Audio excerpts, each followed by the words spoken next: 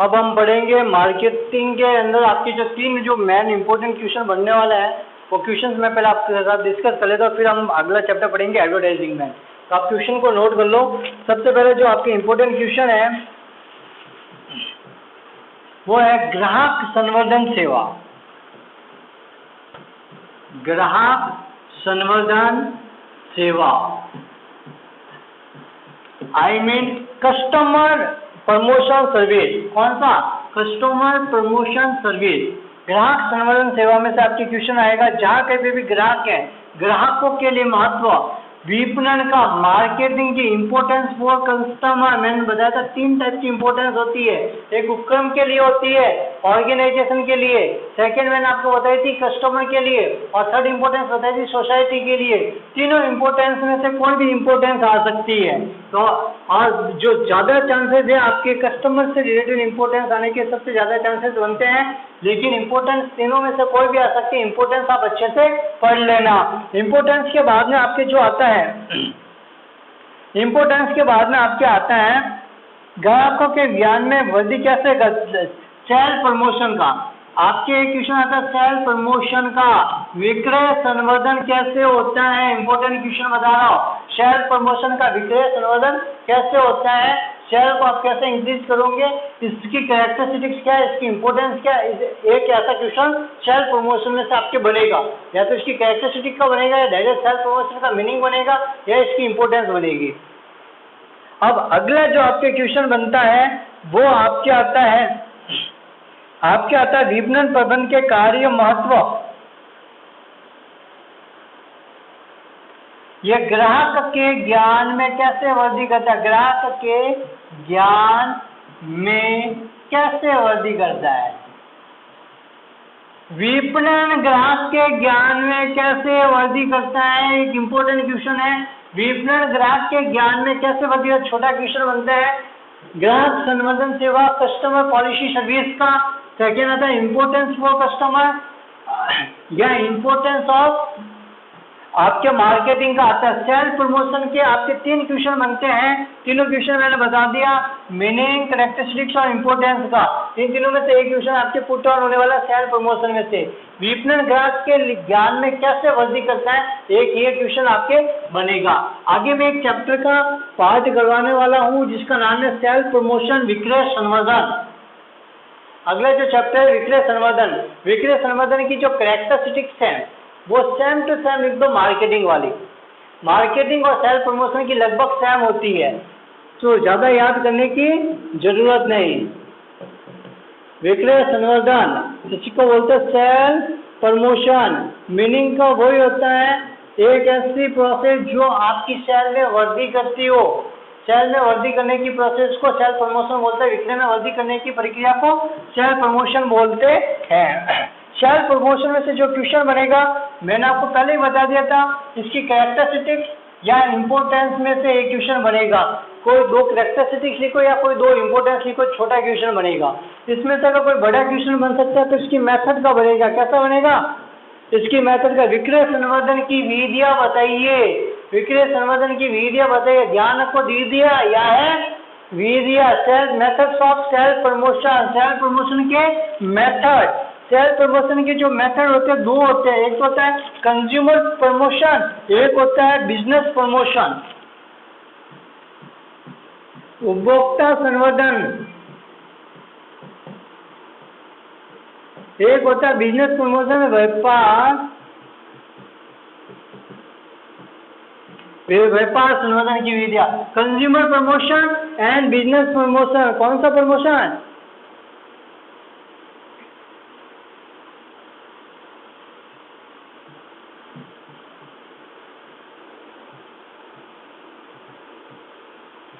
Method. Sale promotion के method को 2 parts में डिवाइड करते हैं, उपभोक्ता संवर्धन और व्यापार संवर्धन। एक तो एक डायग्राम बना देना, जिसका पूछे उसके बाद में स्टार रख के उसकी मेथड्स को लिखना शुरू कर देना।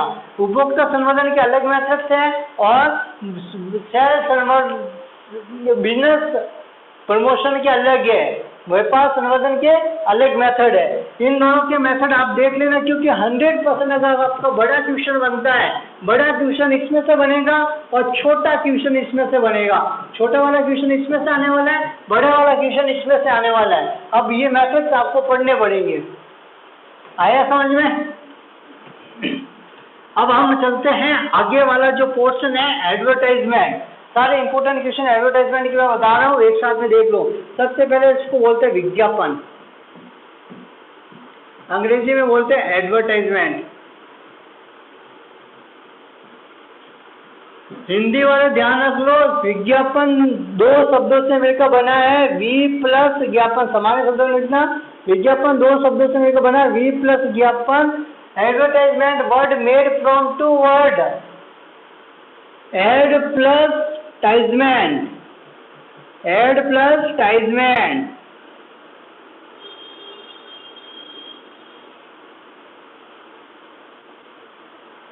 Adverb plus टाइजमेंट।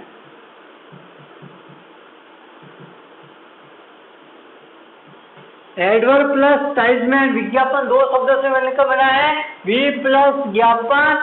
Advertisement word made from two word, adverb plus tisement. That means,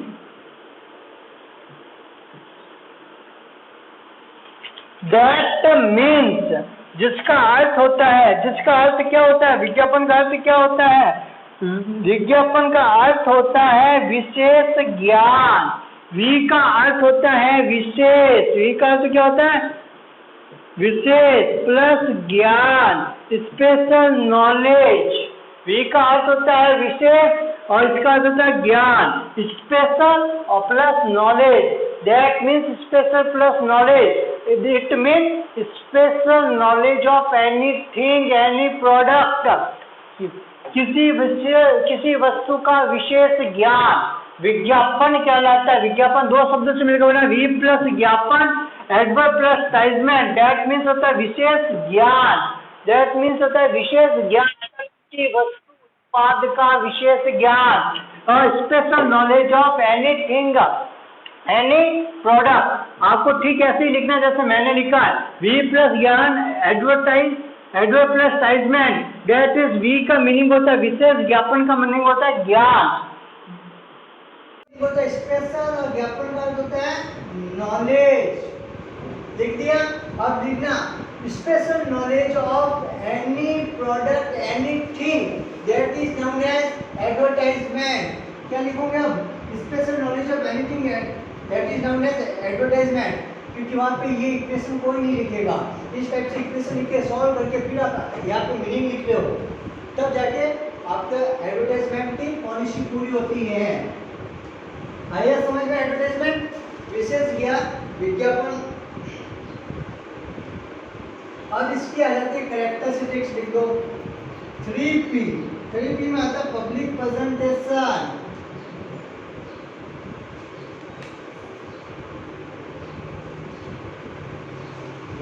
सामूहिक प्रस्तुतिकरण, पेमेंट बाय एडवर्टाइजर,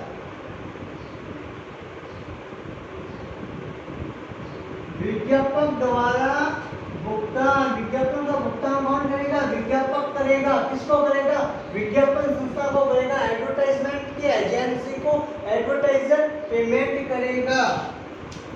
परवेजिवनेस, विज्ञापन क्या होता है? सर्वव्यापक होता है। परवेजिवनेस, एक एडवर्टाइजमेंट मुंबई के अंदर बनाया, टीवी पे आ गया, सब जगह आया या नहीं आया? सब जगह आया, तो यूनिवर्सल होता है, परवेजिवनेस होता है, सर्वव्यापक होता है। आप इसको यूनिवर्सल भी लिख सकते हो।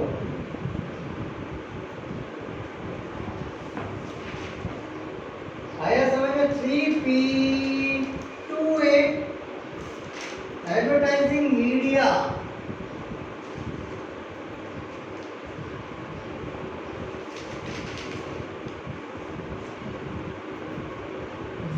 विज्ञापन मीडिया, विज्ञापन मीडिया वे संस्थाएं होती है जिनके माध्यम से विज्ञापन किया जाता है, जिनके माध्यम से विज्ञापन किया जाता है। किनके माध्यम से देते हैं? रेडियो के माध्यम से, समाचार पत्र पत्रिका के माध्यम से। जिन माध्यम से विज्ञापन देते हैं उन्हें विज्ञापन मीडिया बोलते हैं। Advertising is a part of marketing.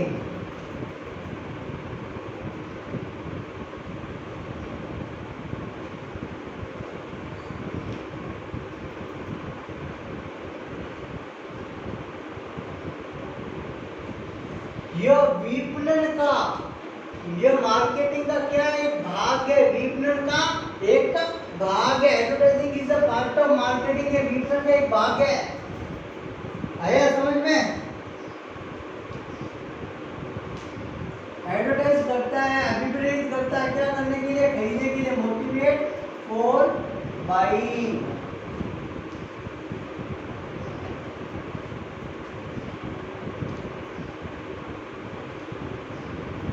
Non personal presentation,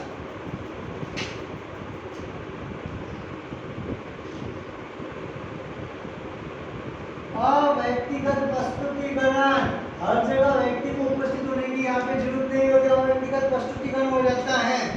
non business sector,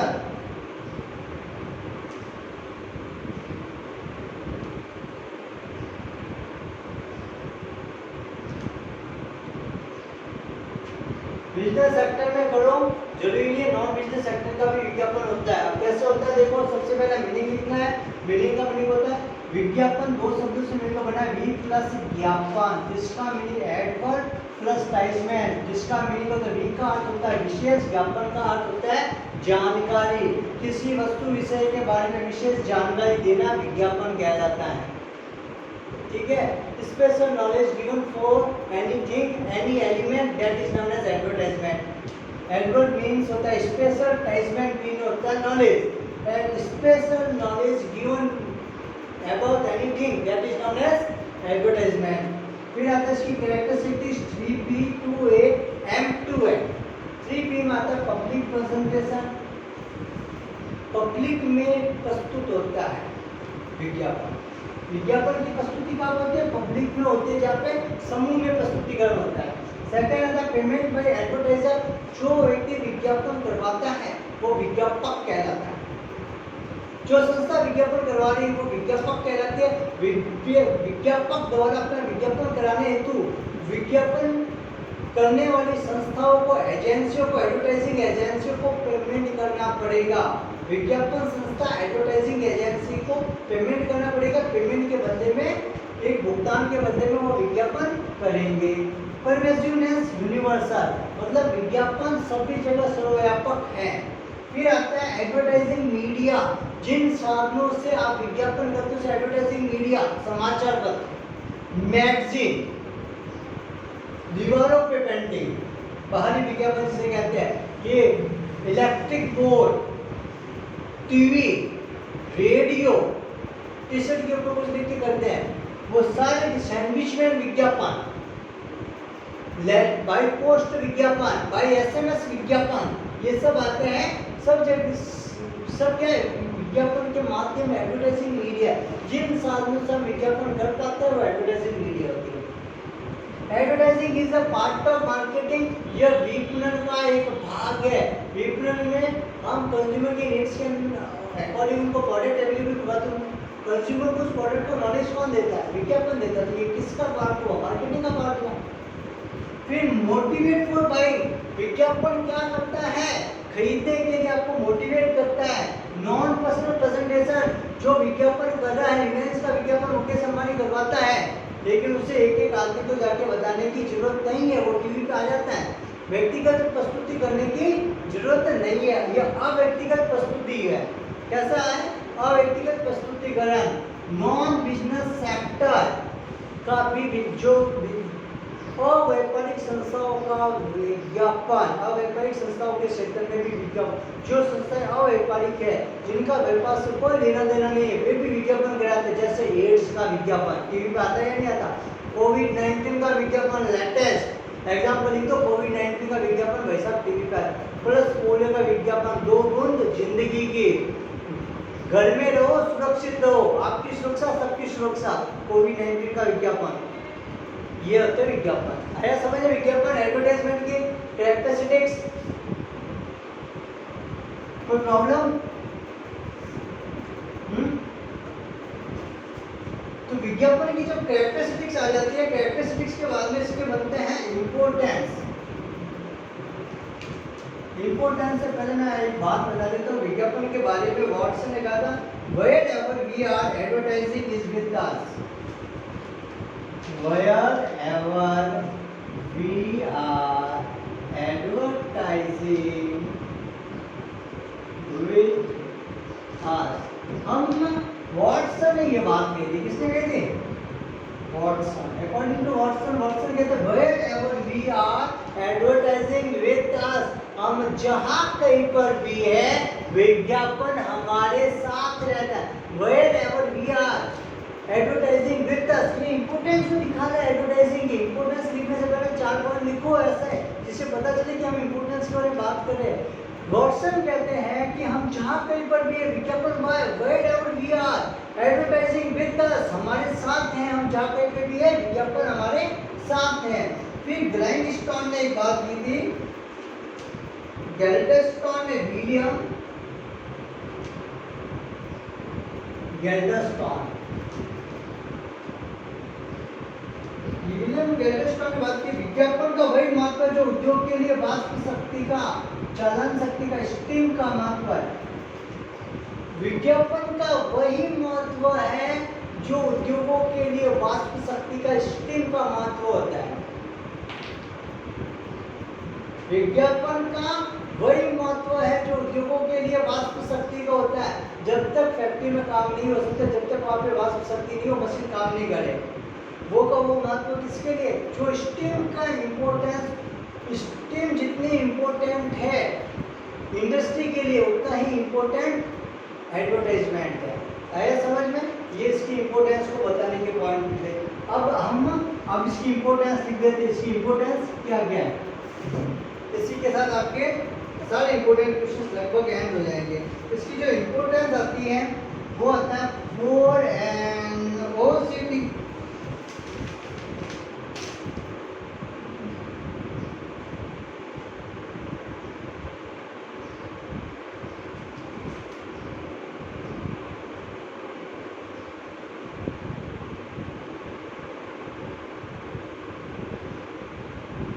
आया समझ में? विज्ञापन.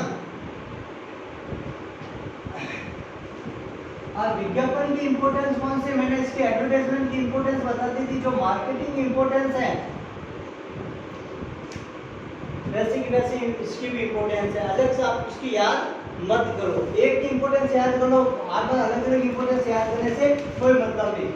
एडवर्टाइजमेंट का आपको क्या पढ़ना है? सबसे पहले मीनिंग पढ़ना है, फिर कैरेक्टरिस्टिक्स पढ़ना है, फिर इंपॉर्टेंस पढ़ना है. इस इंपॉर्टेंस को आप याद कर लो. इसके बाद में जो आपके एडवर्टाइजिंग के अंदर अब आपकी जो मेन पार्ट आने वाला है जिसमें से आपके क्वेश्चन पुट ऑन हो सकता है वो आता है एलिमेंट्स ऑफ एडवर्टाइजमेंट. विज्ञापन के तत्व, elements. Nature of advertisement, nature of advertisement, विज्ञापन की प्रकृति. नेचर ऑफ एडवर्टाइजमेंट, विज्ञापन की प्रकृति. विज्ञापन की प्रकृति में आता है for N OCT. For N OCT. N का मीनिंग होता है नेचर. एन का मीनिंग होता है नेचर ऑफ मार्केट. विज्ञापन को प्रभावित करने वाले तत्व कौन कौन से हैं?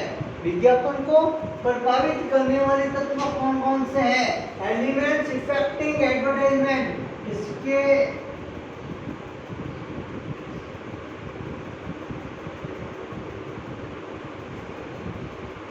विज्ञापन को प्रभावित करने वाले तत्व, इसका नेचर नहीं होता, इसको प्रभावित करने वाले तत्व होते. क्या होता है?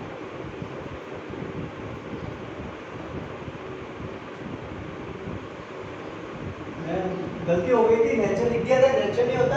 विज्ञापन को प्रभावित करने वाले तत्व कौन कौन से हैं? विज्ञापन को प्रभावित करने वाले तत्व कौन कौन से? ये इंपॉर्टेंट क्वेश्चन है. इंपॉर्टेंट क्वेश्चन के ऊपर आप ध्यान रखना. विज्ञापन को प्रभावित करने वाले तत्व होते हैं फॉर एन ओसीटी. एडवर्टाइजमेंट में से आपको मीनिंग और इंपॉर्टेंस और कैरेक्टरिस्टिक्स में से क्वेश्चन आने के बहुत कम चांसेस होते हैं. इसको जो इफेक्ट करने वाले एलिमेंट्स होते हैं या इसके कौन कौन से माध्यम है जिनसे विज्ञापन किया जाता है, इन दोनों में से क्वेश्चन पुट ऑन होता है. तो दो ही क्वेश्चन पुट ऑन होते हैं. फर्स्ट क्वेश्चन जो आने वाला है वो elements of effects of advertisement. विज्ञापन को प्रभावित करने वाले तत्वों में से आने वाला है. तो इसके जो तत्व होते हैं 4 में होता है नेचर ऑफ मार्केट. मार्केट की प्रकृति, बाजार की प्रकृति कैसी है. क्या आया? Nature of. एंड का मीनिंग नेचर ऑफ क्या होता है, फोर एन में होता है एन का मीन नेचर ऑफ मार्केट, बाजार की प्रकृति कैसी है, बाजार अगर अच्छा है तो आपके प्रोडक्ट की प्रकृति कैसी है, नेचर ऑफ प्रोडक्ट, आपका प्रोडक्ट कैसा है, फेस पे लगाने वाली क्रीम है, पीने वाला ठंडा है, कैसा है आपका प्रोडक्ट, वो आता है इसमें नेचर ऑफ प्रोडक्ट में। फिर नेचर ऑफ मैसेज, जो आप विज्ञापन के माध्यम से जो मैसेज देने वाले हो, जैसे ठंडा मतलब कोको कोला, बजाज में है दम, हीरोंडा सिटी 100, इससे ज्यादा कुछ नहीं, ठंडा मतलब कोका कोला, ये सब विज्ञापन के। आपका मैसेज कैसा है, ऐसा मैसेज जो सबके मुंह पे जल्दी से याद हो जाए, वो तो हुडी बाबा हूँ पहले एक बाइक आती थी, तो उसका वो आता है, वो मैसेज आज भी याद है लोगों को। तो विज्ञापन में 4N में आता है नेचर ऑफ मार्केट, बाजार की प्रकृति कैसी है उसको देखते हैं। सेकंड, प्रोडक्ट कैसा उसको देखते हैं। उसके बाद जो आप एडवर्टाइज करें उसका मैसेज आपको लिख के आना बकायदा कि ठंडा मतलब कोको कोला, ये अच्छा विज्ञापन है। विज्ञापन 2-3 बना के आना पड़ेगा आपको नेचर ऑफ मैसेज के अंदर, इस टाइप का विज्ञापन जो सबके मुंह पे याद हो जाए, सबको पसंद आ जाए, एक बार में याद हो जाए, लोग उसको दोहराते रहे, ऐसा विज्ञापन का मैसेज होना चाहिए। आया समझ में? फिर आता है nature of possible buyers, possible buyers, nature of possible buyers, संभावित क्रेता का प्रकृति, संभावित क्रेता की प्रकृति, आप किनको अपना माल बेचना चाहते हो, छोटे बच्चों के लिए, बड़े आदमी के लिए, नॉर्मल आदमी के लिए, मिडिल क्लास फैमिली के लिए, किस टाइप के उपभोक्ता को आप बेचना चाहते हो, वो इसमें आता है। फिर आपका उद्देश्य, ऑब्जेक्टिव ऑफ एडवर्टाइज, फिर आता है सी के अंदर आता है पोस्ट ऑफ एडवर्टाइजिंग मीडिया,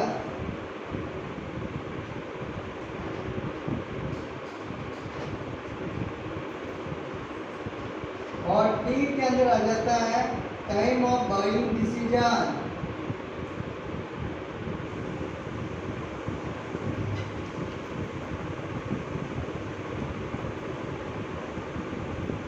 कार्य निर्णय में समय, टाइम ऑफ बाइंग डिसीजन, कार्य निर्णय में समय।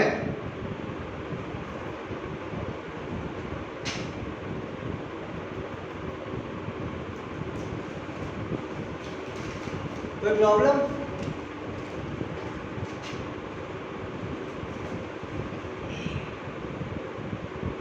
ये the elements which effects the advertisement, विज्ञापन को प्रभावित करने वाले तत्व।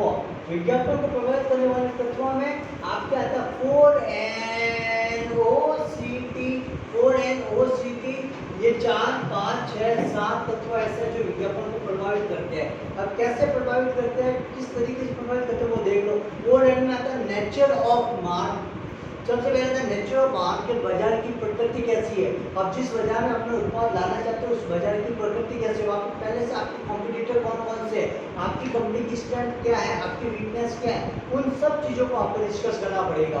जिस बाजार में आप अपने प्रोडक्ट को उतारना चाहते हो उस बाजार की प्रकृति कैसी है, वहाँ पे ज़्यादातर लोग कैसी है, जनसंख्या कैसी, ज़्यादा जवान है, बूढ़े हैं, किस टाइप की जनसंख्या वहाँ पे निवास करती है, उस बाजार की प्रकृति को देखना पड़ेगा।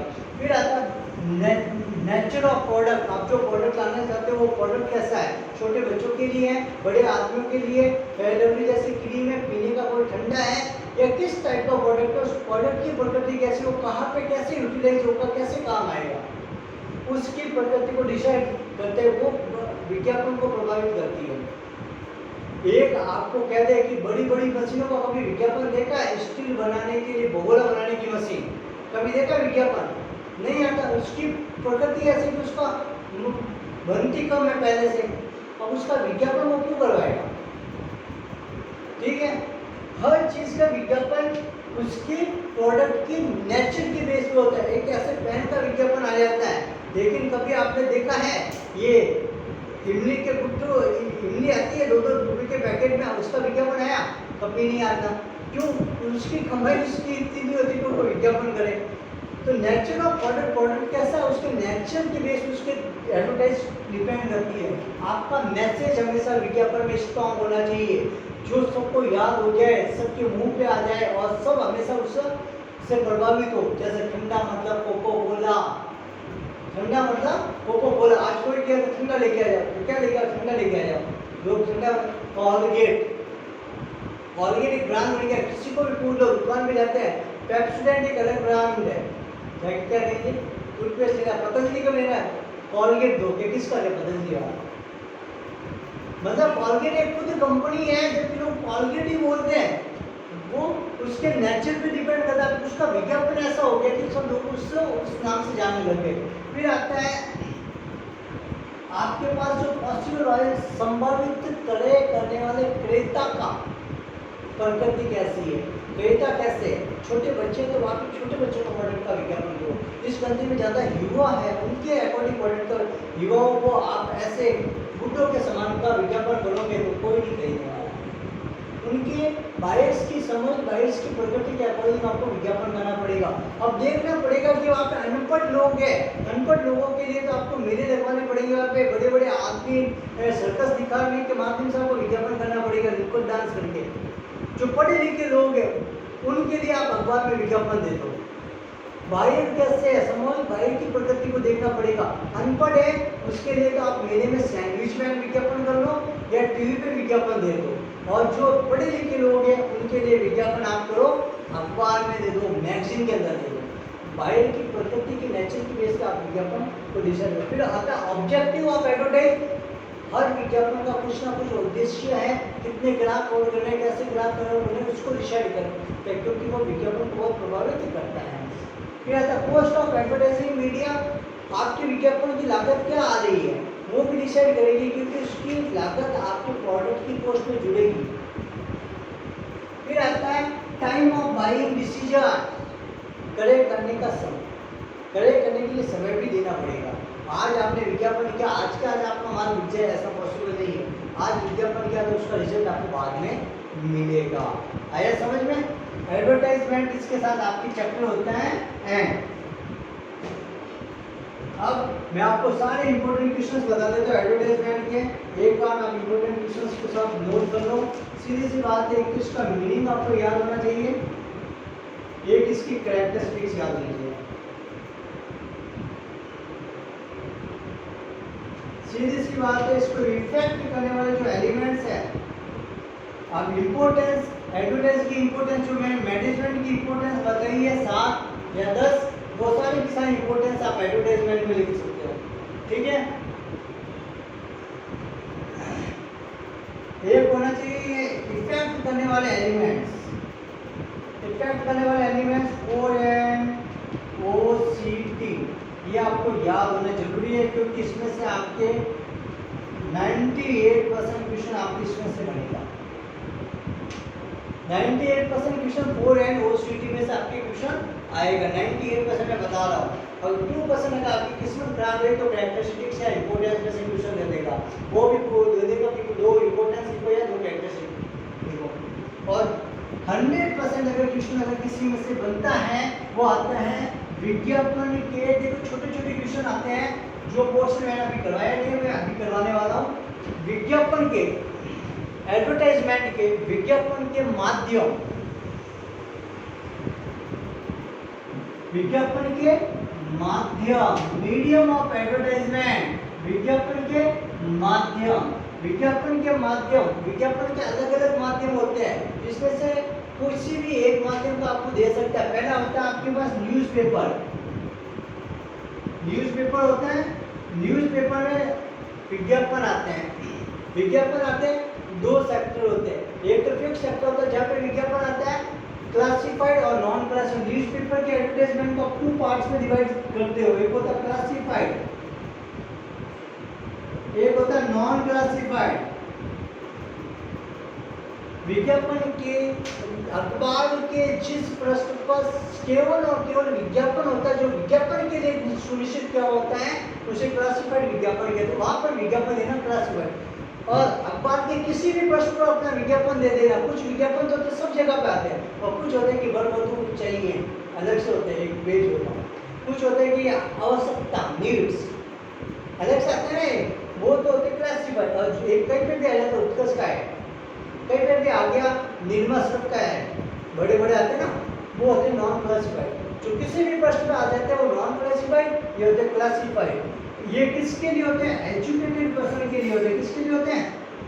एजुकेटेड पर्सन, जो पढ़े लिखे लोग होते हैं उनके लिए ये विज्ञापन होता है। आया समझ में? क्योंकि पढ़े लिखे लोग जब टीवी पे विज्ञापन आता है तो चैनल चेंज कर देता है, उसका दिमाग में कि विज्ञापन आ रहा है, तो न्यूज़पेपर में वो विज्ञापन पढ़ लेता है, इसलिए पढ़े लिखे लोगों के लिए। सेकंड जो विज्ञापन होता है, और ये दूसरा बता दें तो ये अस्थायी होता है, इसका टाइम पीरियड होता है कम। इसका टाइम पीरियड क्या होता है?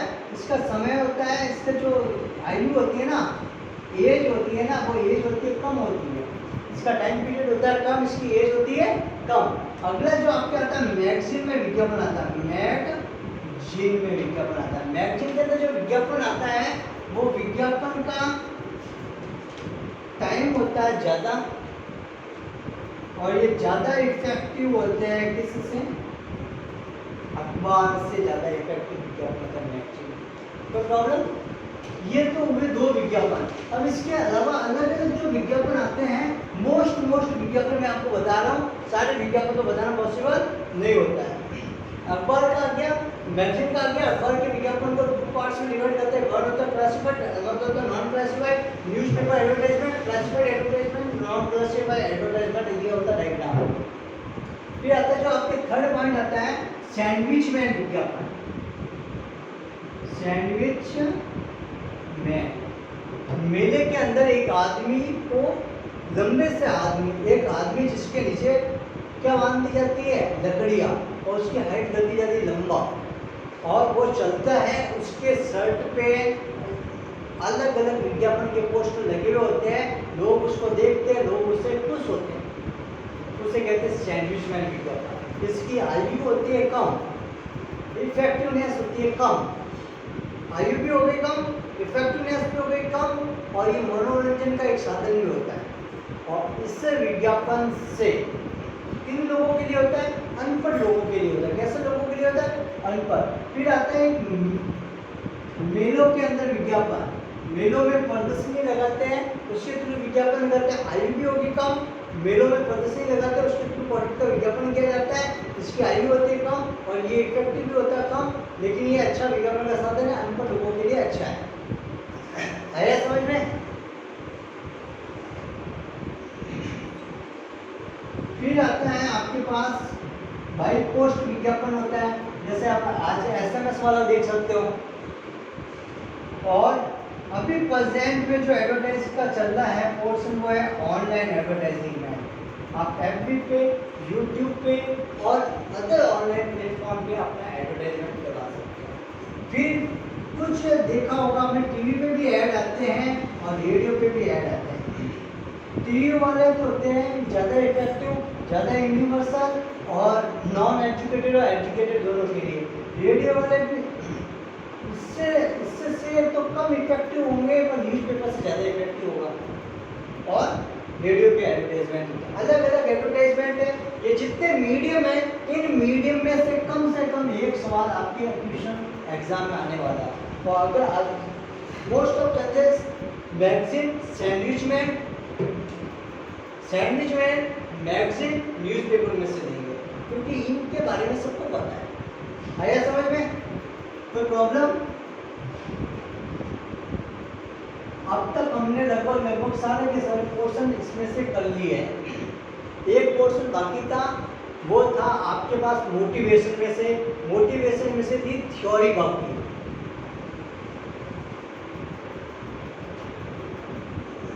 मोटिवेशन में अलग अलग विद्वानों ने अलग अलग थ्योरी दी है, जिसमें से मास्लो की थ्योरी, मास्लो की विचारधारा, मास्लो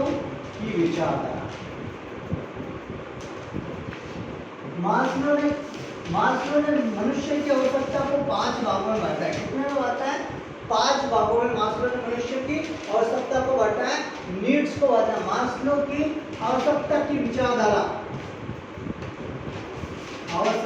विचारधारा, जिसे कहते हैं नीड्स थ्योरी ऑफ मास्लो की आवश्यकता की विचारधारा। मास्लो ने मनुष्य की आवश्यकता को 5 भागों में बांटा है। मास्लो क्या कहते हैं? मनुष्य पहले अपनी निम्न आवश्यकता को पूरा करने की कोशिश करता है। जैसे जैसे उसकी निम्न आवश्यकताएं पूरी होती है वो वैसे वैसे उच्च आवश्यकता की तरफ बढ़ता है। जब तक उसकी निम्न आवश्यकता पूरी नहीं होगी तब तक वो आगे नहीं बढ़ेगा। निम्न आवश्यकता पहले कौन सी होती है? शारीरिक आवश्यकता। सेकंड होती है फिजिकल। सेकंड होती है हेल्थ की आवश्यकता के बाद में वो क्या सोचेगा? घर चाहिए। उसके बाद में क्या सोचेगा? समाज में इज्जत चाहिए। पहली आवश्यकता रोटी कपड़ा मकान। उसके बाद में अच्छी हेल्थ। उसके बाद में क्या सोचेगा?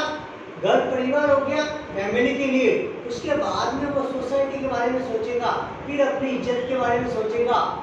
ये 5 आवश्यकता है। मास्लो ने कहा है मनुष्य एक अतृप्त प्राणी है। मनुष्य एक ऐसा पशु है जिसकी नीड्स कभी भी सेटिस्फाई नहीं होती है। मनुष्य की नीड्स होती है अनलिमिटेड। आप इसमें लिखना, आप देख सकते हो मनुष्य की जो प्राणी होता है, जो मनुष्य होता है, मैन होता है, उसकी नीड्स होती है अनलिमिटेड। और उनको सेटिस्फाई करने के जो साधन होते हैं, इक्विपमेंट होते हैं, वो होते हैं लिमिटेड। इसलिए हम केवल सिलेक्टेड नीड्स को ही, हम क्या कर सकते हैं? सिर्फ सिलेक्टेड नीड्स को, चयनित नीड्स को ही हम परिपूर्ण कर सकते हैं, बाकी को नहीं कर सकते हैं। तो हमारी नीड्स तो होती है अनलिमिटेड और सेटिस्फाई क्या कर सकते हैं? सिर्फ लिमिटेड नीड्स को ही कर सकते हैं। आइए समझ में। फर्स्ट सेकंड बात आती है कि मास्लो ये बोलते हैं कि हमारी पहले मनुष्य अपनी लॉ लेवल नीड्स को कंप्लीट करने का काम करता है। लॉ लेवल नीड्स को सेटिस्फाई करने का काम करता है। क्या बोलते हैं? अपनी निम्न स्तर की आवश्यकताओं को पूरा करने का काम करता है। जैसे जैसे लो लेवल की नीड्स सेटिस्फाई होती रहती है वैसे वैसे वो ऊपर बढ़ेगा और अपनी अप लेवल की नीड्स को कंप्लीट करने का काम करेगा। पहले क्या करता है? सिर्फ और सिर्फ लॉ लेवल की नीड्स को कंप्लीट करने का काम करता है। जैसे जैसे लॉ लेवल की नीड्स कंप्लीट होती है वैसे वैसे अप लेवल की नीड्स को काम करना शुरू करता है। मास्लो क्या करता है? अप लेवल की नीड्स को काम करना शुरू करता है। अब आगे आता है, अगर निम्न स्तर की नीड आवश्यकताएं पूर्ण हो जाती है तो उसके बाद उच्च स्तर की आवश्यकता की ओर मनुष्य बढ़ना शुरू करता है। मास्लो ने एक बात बोली थी मनुष्य के बारे में, मनुष्य एक अतृप्त प्राणी है। क्या है? मनुष्य एक अतृप्त प्राणी है, मतलब एक ऐसा जो कभी भी सेटिस्फाई नहीं होता अपने आप से। मनुष्य एक अतृप्त प्राणी है जो कभी भी अपने आप से सेटिस्फाई नहीं होता है। आया समझ में? मनुष्य एक अतृप्त प्राणी है जो कभी भी अपनी आवश्यकताओं से संतुष्ट नहीं होता है। मनुष्य की जो आवश्यकताएं होती है, मास्लो ने मनुष्य की आवश्यकताओं को 5 भागों में बांटा है। पहली जो नीड है उसे आप बोलते हो फिजिकल नीड। पहली कौन सी होती है? फिजिकल नीड होती है। पहली होती है फिजिकल नीड। सेकंड होती है जो आपकी नीड है वो होती है आपके पास हेल्थ की नीड। आपकी जैसे ही फिजिकल रोटी कपड़ा मकान की नीड कंप्लीट होती है फिर आप एक अच्छे स्वास्थ्य की नीड करते हो कि हाँ अब मेरा हेल्थ क्या होनी चाहिए? अच्छी होनी चाहिए। क्या होनी चाहिए? हेल्थ अच्छी होनी चाहिए। अब जैसे आपकी हेल्थ अच्छी हो गई फिर आप कहोगे मुझे भी सुरक्षा चाहिए। हर आदमी अपनी क्या चाहता है? सुरक्षा चाहता है, सिक्योरिटी के लिए। उसके बाद में आता है सोशल, उसके बाद आता है सामाजिक और उसके बाद आता है आत्मविकास के लिए। तो मनुष्य की आवश्यकताएं कितनी भागों में बांटा मास्लो ने? 5 आवश्यकताओं में बांटा है। ये 5 आवश्यकताओं को आप बना सकते हो। निम्न लेवल की आ जाती है आपके पास। सबसे पहले हर मनुष्य अपने बारे में सोचता है। क्या वो सोचता है कि मेरी फिजिक्स अच्छी हो, मेरी हेल्थ अच्छी हो, मेरे रोटी कपड़ा मकान की नीड हो। उसे कहते हैं शारीरिक या फिजिकल, शारीरिक आवश्यकता, फिजिकल नीड। फिजिकल नीड जैसे आपके पास पहला होता है शारीरिक आवश्यकता। जैसे ही आपकी शारीरिक आवश्यकता कंप्लीट होती है, फिजिकल नीड कंप्लीट होती है, फिर आपके सेकंड आ जाएगा सुरक्षा, फिर सामाजिक, फिर स्वाभिमान और आत्म संतुष्टि की। फिर दूसरा आता है आपके पास सुरक्षा जिसे कहते हैं सिक्योरिटी नीड। क्या बोलते हैं? Security need. फिर आता है आपके पास सोशल नीड। सामाजिक आवश्यकता, ये दो तो की निम्न स्तर की आवश्यकता क्या होती है? Low level need. पहले कहेगा कि मुझे रोटी कपड़ा मकान चाहिए, जैसे ही पूरे हुए सिक्योरिटी, भाई अब मेरे को भी सिक्योरिटी चाहिए, परिवार बनाएगा, परिवार बनाएगा, परिवार आते ही क्या जाएगा? वो अपने परिवार की सिक्योरिटी जाएगा। हर आदमी पहले रोटी कपड़ा मकान, यहाँ पे तो आता है रोटी कपड़ा मकान। यहाँ पे तीन चीजों को पूरा करने की कोशिश करता है, ध्यान दो, रोटी कपड़ा मकान। जैसे ये पूरा हुआ फिर वो सोचता है फिर क्या बनाएगा? फैमिली बनाएगा। क्या बनाएगा? फैमिली बसाएगा। तीनों चीजें पूरी होगी तो फैमिली बसाएगा।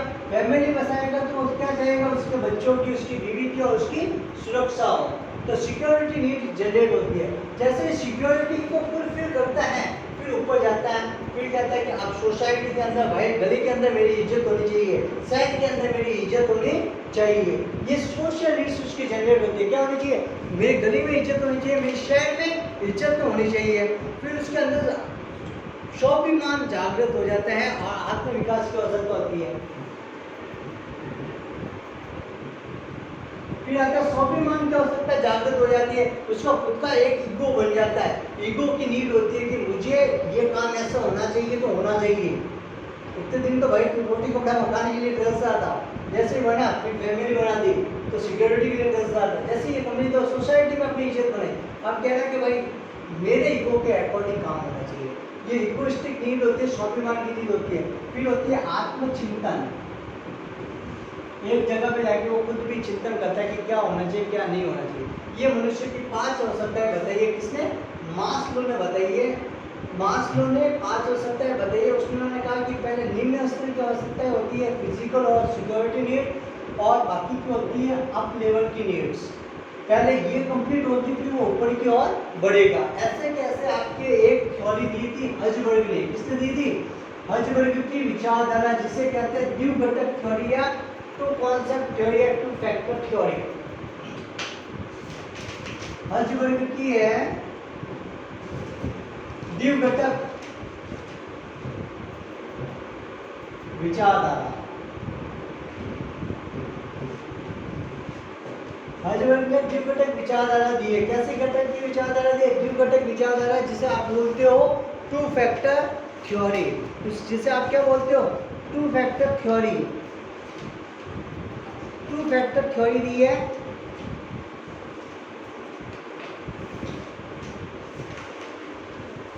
टू फैक्टर थ्योरी दी है। हजबर्ग ने दो भागों में बांटा। हजबर्ग ने कहा है कि मनुष्य की आवश्यकता को 2 भागों में बांटा। एक तो होता है हाइजीन फैक्टर। हाइजीन फैक्टर, इससे बोलते हैं आरोग्य घटक। एक आपने जो बांटा है, एक ने तो कह दिया हाइजीन फैक्टर, दूसरा मोटिवेटर फैक्टर। कौन सा फैक्टर? Motivator factor. इसको आप बोलते हो अभिप्रेरक घटक। हाइजीन फैक्टर जो आरोग्य घटक होते हैं, इनका मानना है कि ये संतुष्टि स्तर को, सैटिस्फिकेशन लेवल को बनाए रखने के लिए जरूरी है।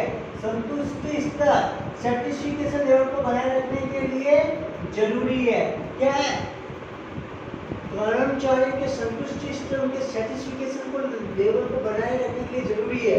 अगर आरोग्य घटक, अगर हाइजीन फैक्टर नहीं होगा, अगर हाइजीन फैक्टर नहीं होगा, आरोग्य घटक नहीं होगा, तो आपका क्या होगा? सैटिस्फिकेशन लेवल कम हो जाएगा और उससे क्या होगा? आपकी असंतोष फैल जाएगा, अनसेटिस्फाइड पर्सन होने लग जाएंगे और विड्रॉ हो जाएगा आपके ऑर्गेनाइजेशन में। समझे? संतुष्टि फैक्टर कौन सा होता है? एम्प्लॉय की सैलरी, एम्प्लॉय को बोनस नहीं, एम्प्लॉय की सैलरी तो होगी सैटिस्फिकेशन फैक्टर। एम्प्लॉय को आप जो कंडीशंस मिल रही है ना, एनवायरमेंटल कंडीशन, गुड बिहेवियर, ये तो होता है उसको संतुष्ट, उसके साथ अच्छा व्यवहार कर रहे हो, उसको अच्छी कंडीशन दे रहे हो, उसको वेतन दे रहे हो, ये तो थे हाइजीन फैक्टर। और अभिप्रेरक घटक जो से और अधिक काम करने के लिए अभिप्रेरित करेंगे, आप उसको बोनस दे दो, अच्छा काम करेगा। आप उसको बिजनेस में पार्टिसिपेशन दे दो, उसको शेयर दे दो, अच्छे से अच्छा काम करेगा। जो आप ऐसे घटक जो आपको काम करने के लिए अधिक से अधिक प्रेरित करे वो होते हैं मोटिवेटर फैक्टर। जो आपके सर्टिफिकेशन को लेवल को बनाए रखने का काम करते हैं वो होते हैं हाइजीन फैक्टर, आरोग्य घटक। आया समझ में? अब आपके क्वेश्चन कहाँ से आते हैं? आपके क्वेश्चन मास्लो की थ्योरी में से बनने के चांसेस होते हैं 98% और देखो मोटिवेशन में से जो क्वेश्चन बनते हैं ना वो क्वेश्चन बनता है या तो इसकी कैरेक्टरिस्टिक्स इंपॉर्टेंस में से बनेगा तो छोटा क्वेश्चन बनेगा, ठीक है। इसको इफेक्ट करने वाले एलिमेंट होते हैं, इफेक्ट करने वाला एलिमेंट 4N OCT मैंने बताया था अभी। वो इफेक्ट करने वाले एलिमेंट में से आपके क्वेश्चन बनेगा 98% चांसेस है इफेक्ट करने वाले एलिमेंट में से। फिर अगर थ्योरी में से क्वेश्चन बनता है, थ्योरी में से आपकी एक मास्लो की थ्योरी है, एक हर्ट्जबर्ग की है, एक एक्स एंड वाई थ्योरी है। मास्लो की जो हमने जो कैरेक्टरिस्टिक्स ली थी उच्च और लो नीड्स ली थी उनको एक्स एंड वाई नाम दे दिया। हर्ट्जबर्ग ने जिसे टू फैक्टर थ्योरी नाम दिया है उसी थ्योरी को आगे हाइजीन फैक्टर और मोटिवेटर फैक्टर को हमने क्या दे दिया, एक्स एंड वाई नाम दे दिया, तो उसे बोल देते हैं एक्स एंड वाई थ्योरी। ये तीन थ्योरी आपके हैं। इन तीन थ्योरी में से आपके पास क्वेश्चन में 50% चांस इसके होते हैं, 40% चांस इसके हैं और 10% चांस इसके हैं क्वेश्चन आने के। पिछली बार में अगर मास्लो की थ्योरी आ गई है तो सोच लेना कि इस बार मास्लो की थ्योरी नहीं आएगी, हर्ट्जबर्ग की आएगी या एक्स एंड वाई में से आएगी, ठीक है। अब आपका कौन सा बोर्ड है उसके अकॉर्डिंग आप अपने क्वेश्चंस को चेक कर लो कि पिछली बार कौन सा है, इस बार में कौन सा आएगा। ये आपके इसमें से क्वेश्चन बनते हैं और 98% क्वेश्चन अगर आता है तो यहाँ से आता है, 2% क्वेश्चन यहाँ से आता है। ज़्यादा इम्पोर्टेंट है, इनको याद रख लेना और इन थ्योरी को देख लेना क्योंकि इन थ्योरी में से क्वेश्चन आएगा। थ्योरी में से डायरेक्ट थ्योरी का क्वेश्चन नहीं आता है, थ्योरी को देखना पड़ेगा, उसके साथ क्वेश्चन आता है इसकी कैरेक्टरिस्टिक्स को बताइए या इसके विरोध में इसकी लिमिटेशंस को बताइए, ठीक है। ये था आपके आज के सेशन के अंदर पूरा का पूरा कंप्लीट कोर्स। आज के सेशन में हमने पूरा का पूरा कंप्लीट कोर्स किया।